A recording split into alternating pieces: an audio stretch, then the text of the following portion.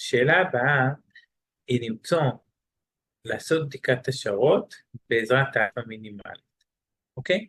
מה שאנחנו רואים פה זה דרך נוספת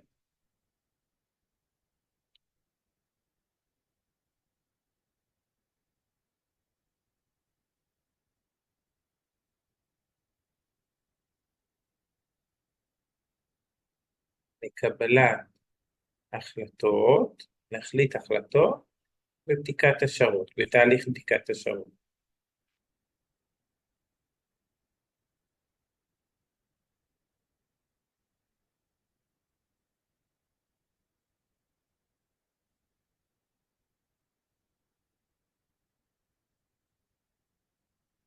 תראו, עד עכשיו הראיתי לכם שהחלטנו על אלפא מסוימת, האלפא פה בשאלה נגיד היא 5%. הראיתי לכם שהחלטנו על אלפא מסוימת, ולאלפא הזאת חישבנו את ה-XC, ואז החלטנו החלטה לפי האם X גג אחריו או לפניו. עכשיו אנחנו נעשה משהו אחר. אנחנו נחשב את האלפא המינימלית, אגב לאלפא מינימלית הרבה פעמים קוראים גם p-value, שהאלפא המינימלית זה השטח שמתאים לממוצע של המדגם, אוקיי? והכלל החלטה שלה הוא קבוע, אני אכתוב אותו פה כי כאן יש מקום, הכלל החלטה שלה קבוע, שהיא קבוע הכוונה שבשני הצדדים, גם בצד ימין וגם בצד שמאל, הוא אותו הדבר, שאם אלפא מינימום קטנה מאלפא, מחליטים H1, אוקיי? ואלפא מינימלית זה שטח שמתאים לממוצע. בואו נקרא רגע את השאלה רק, שיהיה לנו את כל הנתונים. ממוצע הציונים במתמטיקה לאורך השנים 80, אז מי הוא שווה 80? חוקר טוען שבעקבות השיפורים בלמידה המקוונת, ממוצע הציונים גבוה יותר, אנחנו בעלייה. לצורך בדיקת הטענה, חוקר לקח מדגם של 20 תלמידים, n שווה 20, וקיבל ממוצע 85, x כך שווה 85.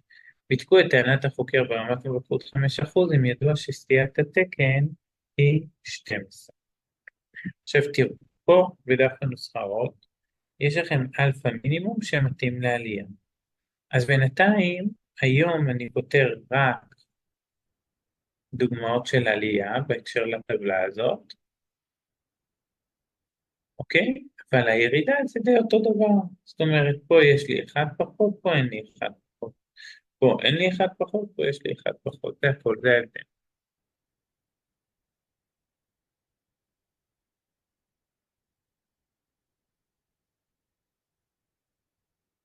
אז בואו נציב, קודם כל נמצא את ה-Z פה. Z שווה ל-X גג 85, פחות מיו 0, 80, חלקי סיגמה 12, חלקי שורש n, שורש 20.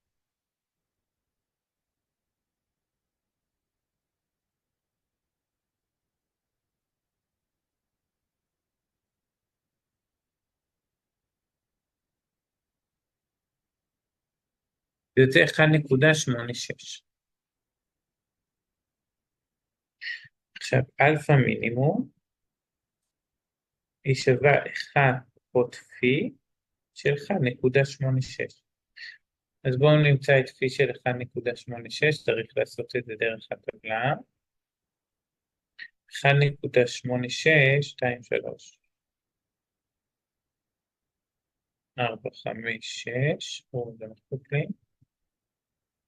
זה 9, 6, 8, 6.